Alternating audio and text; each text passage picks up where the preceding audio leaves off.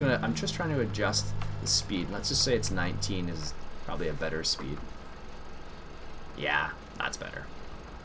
So it's all about, I can go faster. A lot of the time I went really, really slow. So we're still missing a little tinsy-wincy bit, but... So that is probably what 08 Danu was talking about. So because I'm trying to push so much material through this tractor at such a speed, oh no, it's raining. Oh, it's just starting to rain. Oh well. Let's try and get the straw off the field so it's not wet. Oh goodness. I don't think I've ever recorded during the rain. Not intentionally, at least. Oh man. Well, at least let's try and get this off before it gets too wet. Now, straw it can handle a little bit of rain, but it's still not ideal. Now, because you're not feeding straw to your cattle or to your sheep or to your pigs, although you don't feed straw to your cow or to your sheep in this map at all, or this game at all, but in real life you do use straw for sheep, for bedding and whatnot. That's besides the point. Anyway, so because straw's not used for feed, it's not a big problem if it gets a little bit wet, but of course it's not ideal. You can, in fact, it still gets ruined. I'm sure it's not good if it gets really, really wet. I feel like I was going faster last time with this. I don't know why. Maybe I was. Yeah, see, now I'm missing some again. Maybe it's just my driving. That's the reason why we're missing some. No, I'm definitely missing more now. So maybe 19 kilometers an hour is the sweet spot, so to speak. Yeah, so it's not missing any there. Yep, that's what it seems to be. 19 seems to be the right speed.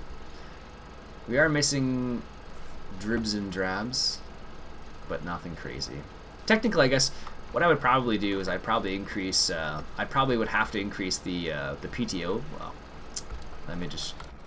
So for those of you who don't know what I'm talking about, that yellow thing right there is the PTO. Basically, that drives this little thing right here. Anyways. Ah, man. And it actually would drive the floating floor in there too. Anyways, so what you'd probably do in this scenario, because I'm trying to go a bit faster, you'd probably increase the PTO, well, increase the RPMs a little bit of your tractor to try and accommodate the extra material going through. So, well, I guess we won't get the whole harvest done this time around. At least it doesn't sound like horrendous when it rains. Like, I know in some games when the rain comes on, it's like you can't hear a word. Like if I was doing an LP with rain, you wouldn't be able to hear a word of it. In some games. I think Minecraft's like that, actually, now that I think about it. But luckily for us, this game, it's quiet rain. No problems with rain here. Oh, man. I hope our cows will be okay using this straw. Now, it just got cut, so it's probably... I don't know if straw heats up, though. It might heat up a little bit. Probably not. I know for sure it definitely wouldn't heat up nearly as much as hay does when you bale it. But I don't know if I'm sure it does heat up. I don't know how much.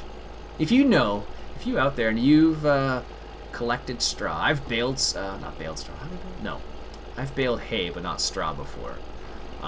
So if you have baled straw or collected it with a forge wagon like I'm doing here, let me know if it heats up like hay does. I'm kind of curious now whether it actually heats up or not.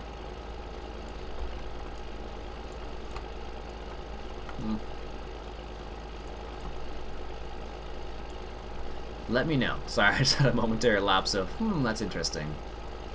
Anyways.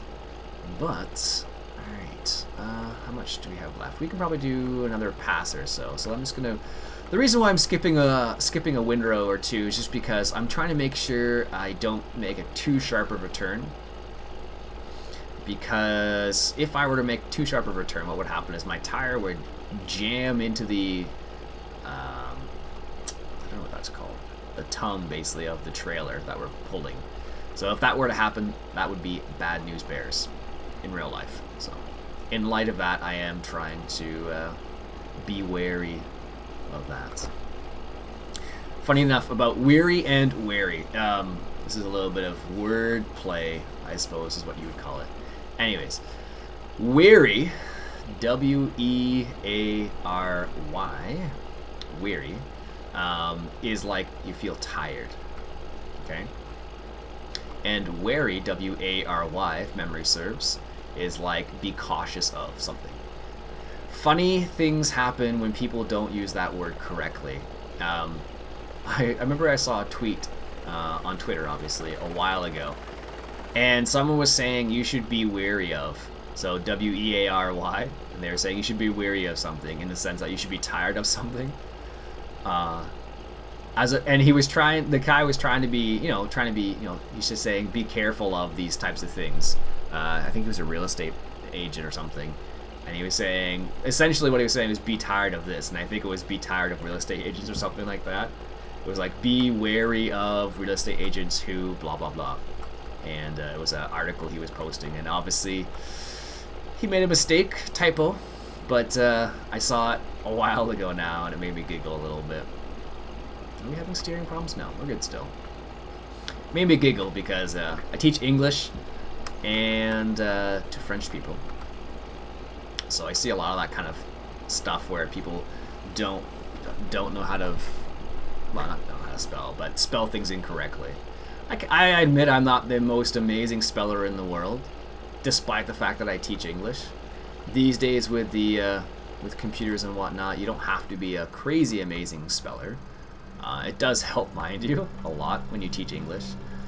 So to make sure I spell things correctly all the time, I tend to, if I'm uncertain about a specific word, there's some words where it's like just a letter is in another place as usual. I tend to double check. Better safe than sorry.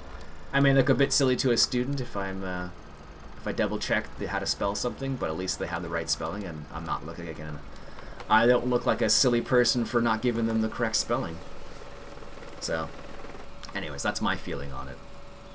All right, so give them that straw. Luckily, look at this. Our little bunker here for straw and silage and whatnot has a roof over it, thankfully. Although this roof apparently doesn't do very much. Well, it looks nice, at least. That's a bonus. Apparently doesn't protect our straw or anything from the rain, but it does look nice, which is good. Oh, goodness. Alright, how much do we have left? Let's see if we can finish this off in this episode. Well, finish what we've done so far, because obviously this rain's going to stick around for a little bit, so. And as I mentioned, we want to make sure we... how fast does it say I can go? As I mentioned, we want to try and make sure we get all this straw before it gets too much rain on it. I think in real life what you would probably do if it were raining is you would probably just leave it out on the field and not collect it. Maybe at this point, because it's only got a little bit of rain on it, you would still collect it. But if it were coming down really hard, you would probably just leave it in the field and let it dry in the field. Because straw isn't worth a whole lot of money. Even if you bale it up and sell it, it's not worth a whole lot. Well, in real life at least, best of my knowledge. People do buy straw. They buy it for their cows and their sheep and their pigs and whatnot. Most farmers who do have livestock tend to bale their own straw because, I don't know why, because they probably have the same equipment for hay is what it really boils down to. Because their animals need hay. Or silage, I suppose, or baleage, whatever they're going for.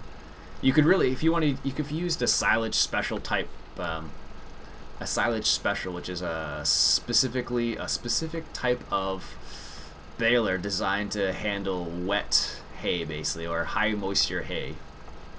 I'm sure you could use it for straw. I don't know why you wouldn't be able to. There may be some modifications, perhaps, but even then, I don't think so. Basically, all you have to do is really clean out your baler, make sure everything's good to go, and then start baling straw. Now, cleaning out a baler does take a little bit of time, don't get me wrong. I've cleaned out a couple round baler before, and a square baler now that I think about it. And the places where straw and hay can get in those things is ridiculous. There's so much space in there. Well, not space, but there's so many places where you don't think about it, and you're like, oh, look, there's straw in there, there's hay in there, and like, how the heck did it get in there? It's ridiculous. Now, the way I cleaned the balers, we used, apparently it does have in-cab sound. I didn't think this one did, though. Anyways, side note there. Anyways, yeah, the way we cleaned the balers was with, I don't know, what do you call it? An air compressor, basically, and just blew out all the straw and hay we could get to. And then anything you couldn't get out with the air compressor and blowing air onto it was basically done by hand if you needed to, but it was a lot slower. And then I think what we were doing at that time, it was the end of the season. We were just preparing it for we were preparing the baling equipment for storage, basically. So when we were doing that, we were putting this, I think it was basically a compound that protected any exposed metal. Because normally what happens is, you know, initially when you get a baler, it's all fancy. There's no exposed metal, but as time wears on, belts rub up against your metal and expose the metal a little bit, so it becomes shiny and silver. The problem with having metal like exposed like that is that you will get rust, and rust is not good. So what we were doing at that particular time was we were spraying down any exposed metal to protect it over the winter season, basically. So because it was at the end of the hay season, I think at that point it was I want to say it was second cut they finished off, and they're putting their equipment away, because where my in-laws live, they don't do a third cut often because my father-in-law doesn't have any animals, let's say that, so he doesn't need to go through the hassle of doing third cut, but he definitely does first and second cut. And third cut can cut into the regrowth of your crop to a certain extent too, so it really depends on what type of hay you have planted. Like if you have a hay seed that can handle getting cut a third time and still regrow in the next season, then you're good. But if you don't, obviously not. I don't know what would, I think alfalfa would be okay. Not 100% though. Alfalfa could work, clover maybe, tresque grass maybe. Those are just different types of hay seed, basically. It's usually not just one particular type of seed in the whole field. Not like, so this is, for example, this is all wheat here that was planted. But in hay you tend to do mixes because you want to maximize productivity of your hay. So you put one type of seed in there for a particular type of nutrient, you put another type of seed in there for another type of nutrient, and then you mix it together. And then try and get a very nutritious and delicious meal for your animals, basically. So, excellent. Oh, that coffee's good. Alright, so we're almost finished. We got what? 1, 2, 3, 4 windrows to go. And I don't think we're going to finish it in this load of the wagon. No. Looks like we're going to need... yeah, maybe one more. Won't even be a full one, unfortunately. But we'll get her done. We will get her done. So this field is pretty... It's not that big, but for that 3-meter seeder, it feels humongous. It's ridiculous. Like, trying to plant this field with that small seeder takes a long time off camera. Longer than I thought it would take, actually. Even though it does cultivate at the same time. Like, if I had to cultivate and seed, oh goodness. I fear that I would lose my sanity. No, probably not. I usually just watch television or watch YouTube or something there on the second screen there. While actually I only have 3 because that one, the combine's still running. Oh, okay, maybe I will finish it in this load. No, I don't think so still. Yeah, usually I just watch YouTube on the other screen while I'm doing something like this, where I don't need to have my full attention on this, but you could do it while you're not paying 100% attention. Now, I suppose I could courseplay this, but as we found out in the other season, that particular class doesn't work very well with courseplay. Now, that might be a different version, actually, because I did upgrade to, I think it's version 3 of the class Lexion 550.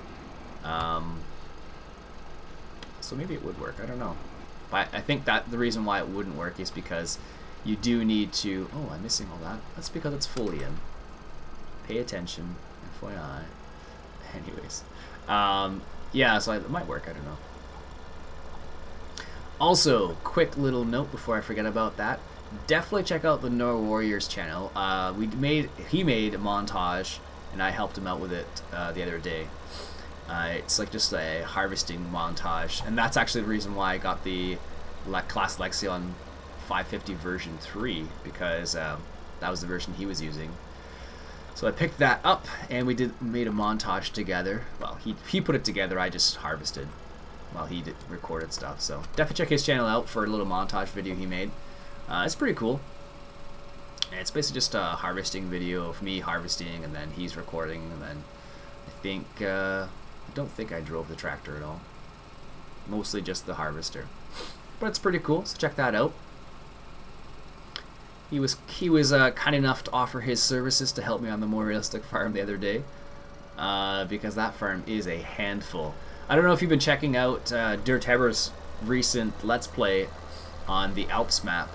Actually, funny enough, I was looking at that map a while back, considering whether I would do a Let's Play on it. So I'm kind of glad I didn't, because if Dirtheber's decided to do a Let's Play on that, I'm sure people will be like, oh, you decided to do Let's Play because Dir decided to do a Let's Play. Not the case. Not the case at all. Actually, another interesting thing about Dirtheber's, he has a Tumblr account where he does a rant or two, let's say, about his feeling, not necessarily his feelings, but I guess it is his feelings to a certain degree. Anyways, he recently published a Tumblr blog about, it's also on the Soccer Galas forums now that I think about it, about why he doesn't get notifications for his comments anymore.